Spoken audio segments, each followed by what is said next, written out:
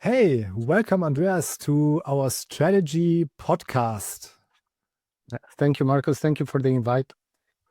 Really Great. excited to be here. Yeah, as you said in our short pre-discussion, you come here with an open heart and you are interested in what happens. This is really unscripted to everyone listening, so we haven't exchanged any scripts before where Andreas is now like reading his answers from what's already pre-written. Andreas, you are Chief Technology Officer at Metaloop. Tell us a little bit about what Metaloop does and what your specific role in that company is. So we are a platform for trading scrap metal, industrial scrap metal mainly, which means it's coming out of production directly. And we have a network of buyers and a network of sellers, and we are matching this demand with the offer in this market. When we started, this was a totally analog market. Nothing moved towards digital. There were some, let's say, trials with very large companies in order to build something around this, but they all failed. And we came in as underdogs, tried to digitalize this market. Okay. And we started by building our platform. And in our platform, we do have advanced algorithms allowing us to match supply and demand. And of course, we are, let's say, very efficient in doing this. We also offer all the services between, so all the logistical services through our partners. And we're very efficient on getting the best prices for sellers and also giving them access, opening the black box that usually the scrap metal selling process was. We're giving them transparency and access to buyers all over Europe and all over the world now because we're global. So we are talking copper, we are talking iron, we talk everything scrap metal that falls out of factories that they can't use anymore. Yes. Usually the scrap metal, it's now a very large part of the new metal. So it's much cheaper to transform the scrap metal into new metal than it is to actually mine and produce new metal. And we are part of this loop, of this chain of returning the scrap metal to the smelters and creating new metal through this. Do you then also have the full logistics in place, or do you get the scrap metal to your site before you resell it, or is that only a transaction between the factory getting rid of the scrap metal to the smelter or wherever this goes to? Oh, we are managing this. We're the in-between. We don't have physical scrap yards. We are fully digital scrapyard, if you want to say that. Cool. But we are making sure that the metal, we're taking the metal from the seller at their gate, and we're delivering it to the buyer at their gate and handling all the transport in between, not with our own trucks, but with partners. We have a large network of partners with who we are doing this, and we are also, again, trying to optimize this as much as possible by chaining transports together and by actually making sure that scrap metal has the shortest, let's say, route to the buyer. So it's full supply chain optimization to making sure that it's not transported like around the globe before it actually hits the target zone. Awesome. And now you said you were more like the underdog and this was a totally analog business. Now take us through the steps it takes from going from this underdog stage to becoming potentially a leader in your market. Like what would other companies need to do to take a similar route from underdog to leader? Yeah, I think our journey was very much depending on the market, let's say, the fact that the market was not open to digital. So then our journey had to start with actually educating the market, with building the tool, then showing the benefits of using these tools to the buyers and the sellers, and then white glove onboarding them onto the tools, and then growing with them. We do now have, at the beginning, it was very hard for us to bring any industrial client in our portal. We do now have a lot of portal users, industrial clients that are actually appreciating this and prefer this to direct, let's say, phone calls in order to trigger a pickup, etc. So they prefer stability and clear steps that they can do in the portal in order to do their job. And this actually, it's a benefit for everybody, including for us, because we also have the overview on what's happening. More than this, through our tools now, we can, to large enterprise customers, basically customers that have multiple locations, yes, we can offer them like a central overview on everything that's happening with their scrap metal in all the locations. This was a thing that didn't happen in the market. Central procurement or purchasing departments, who are also handling the scrap metal, did not know exactly what's happening with the local Full transparency. plants. Yeah. Exactly, because the local plants had their own suppliers locally, and nothing was actually properly transmitted to the central leadership. And now we are offering that through the portal. All the local plants can have their own local suppliers if needed, but if they work with our portal, the entire thing is visible, and actually central leadership can act upon it. And we are also offering next to this like a not a broker. We're going to have to cut this. Next to No this, we problem. are also offering advice to our customers. We don't necessarily want to be the buyer from them, yes, but if we can advise them based on our data how they can optimize their scrap metal sales, then it's again a win in both places. Yeah, so we're also acting as an advisor for industrial partners, especially partners with more locations. And to get back to your questions, to your question, this was a long process. We are on the market for 8 years already, a long time. And we've been step by step bringing people and companies into our ecosystem. At the beginning, nobody wanted to join us. It's not like a business to consumer hype thing, but we did it through basically just having the vision and executing on that vision step by step in time. And this coupled with the fact that we are attractive for investors, we had a two times growth year over year for this market. It's great. Gave us the space to do this. Yes. Now you said some great words that we also use when we talk about strategy. You said you had a vision and you executed on that one.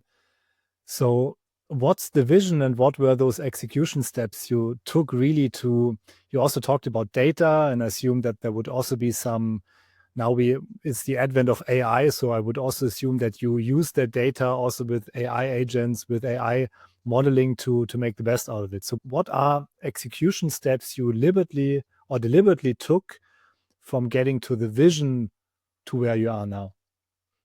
Yeah, so basically our vision is to become the platform for metal scrap trading in the world, the global platform for that.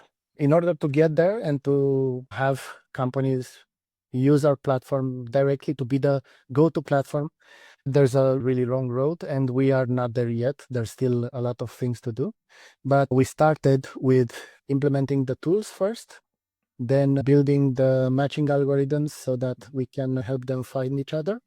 We are still the in-between because we need to provide really great operational excellence for our customers and to make sure that they are happy with the solution that they choose. But this operational excellence, because we are continuously investing in building it up, not only in people, but also in infrastructure, in software, in recently AI, of course. This operational excellence we will be able to pass on later because we're building the knowledge and we're building the network and we're building the ecosystem, and later on this ecosystem can work directly between sellers and buyers without us having to be the in-betweens. So that's the long-term vision. We are moving towards that step by step. About AI, we've of course saw that AI has a huge explosion lately. And we started using AI early, both for what we're doing. So we're using AI in development, we're using in product management, but we're using it carefully. It's always augmenting us. It's never replacing us because we're not there yet.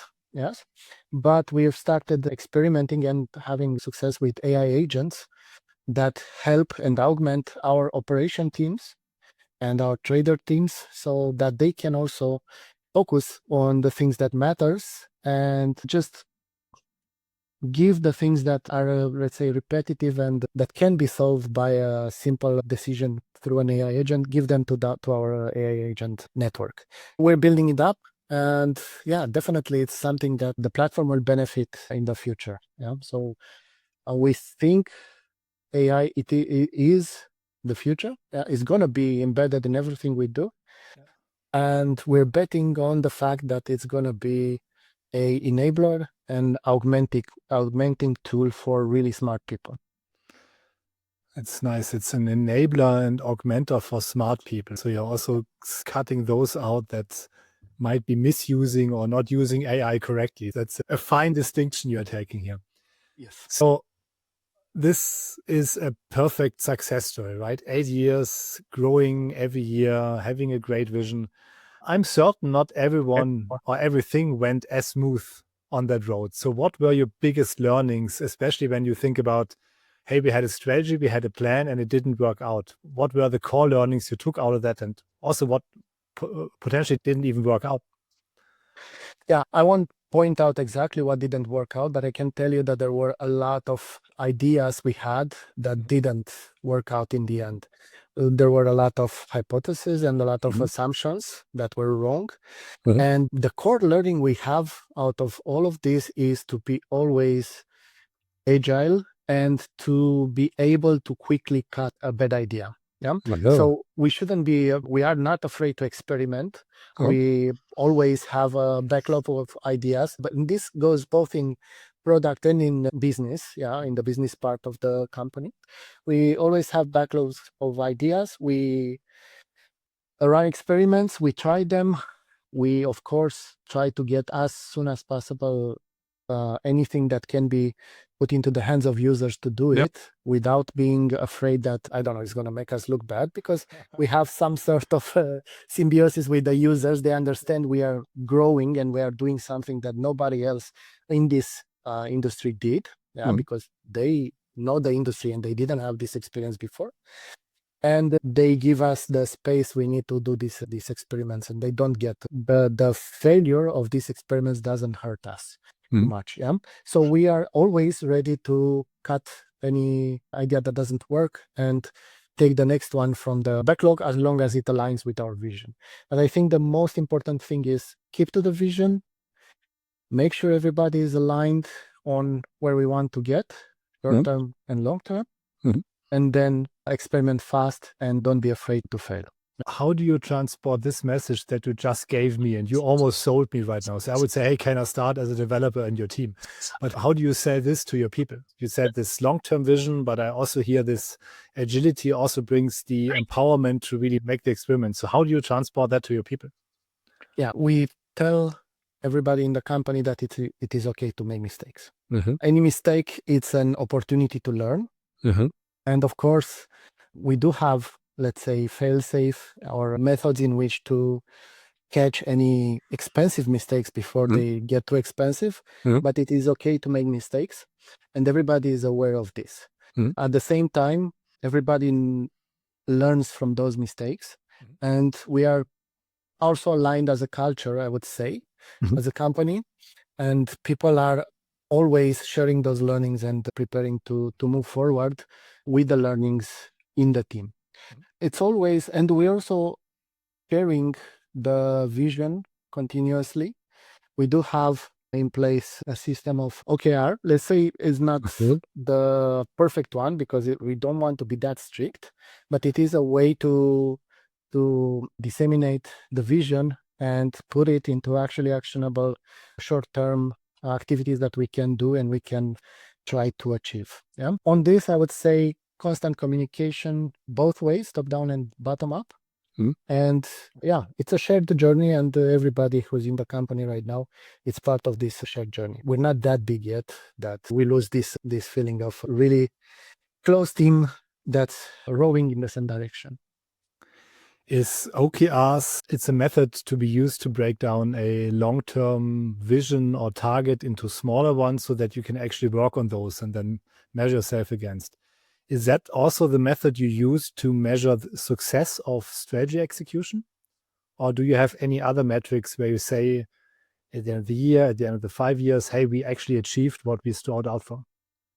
We are actually not measuring long-term success right now. We do have the vision, and we do have yearly let's say, management discussion on this vision and seeing where we are and where we want to go, and if anything changed in that vision, because the learnings of the year help us a little bit define a little bit better the vision in 5-10 years. But we do not track from a strategy point of view other than the OKRs. And of course, we are a company with investors, so we do have yearly, let's say, targets that we need to do, and they're quite ambitious. But other than that, we don't have strict frameworks or other frameworks for tracking strategy long term. I think keeping it simple is, as you said, operation excellence. Thinking if you don't go into too many crazy methods to track whatever you want to track, it's much simpler also for the developer and for the team on the shop floor to actually build it, because if it gets too complicated, no one understands it anymore. I would have asked what's Metaloop looking like in a couple of years, but you gave that answer already, because you said that you want to really be the backbone and also want to get a bit more out of the nitty-gritty of the actual interactions.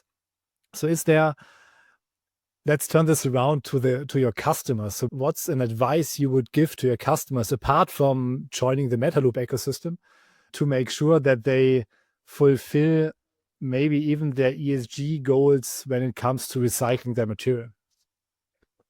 Yeah, the first advice that I could give, knowing the market that it is as it is right now, is they should always challenge what they have. So current setup, they should always challenge it. And because we've seen that it is a market that's very unoptimized. So even in some places, monopolistic market. And they should start by challenging that. And if they reach out, we can help them challenge that. We can support them in that. And the market will move towards more and more digital, because people are starting to understand that it's more about execution and about material being picked up on time and about payments being done on time and material being delivered on time than it is about, let's say, personal relationship and, I don't know, a dinner or a visit in person to the location. And that would be my first. I know that scrap metal is not the first thing on a producer's mind. So it's like on the bottom of the purchasing department, there is someone who's sometimes handling scrap metal, or they just leave it with the local plants. But it can be super optimized and improved. So it shouldn't be left by itself. People should challenge what's happening. So challenge the status quo. Absolutely. That's your advice. Awesome. We are coming to an end. I found it interesting to see your journey from an analog business to a digital business in a market that's not known or not so known. I remember a couple of years back, it was at the beginning of Bitcoin. I was looking for investment chances. I was investing into a plastic recycling company, which at first didn't work out, but then it turned out to be a scam. So I lost a little bit of money. Seeing, especially with the ESG goals that Europe has and all the world has, and there's a huge problem we have to solve. Seeing that companies like Metaloop take this challenge up and even make a business out of it and make it easier for everyone, not only for you because you make a living out of it, but also for the companies, so that it's not getting buried in purchasing on the lowest tier, but that it actually gets something that can even help their bottom line savings in a company. That's really fascinating. So thanks a lot for the great show we had. Thank you very much. Thank you for the invite, Marcus. It was really great. I really enjoyed it. Thank you. Stay on.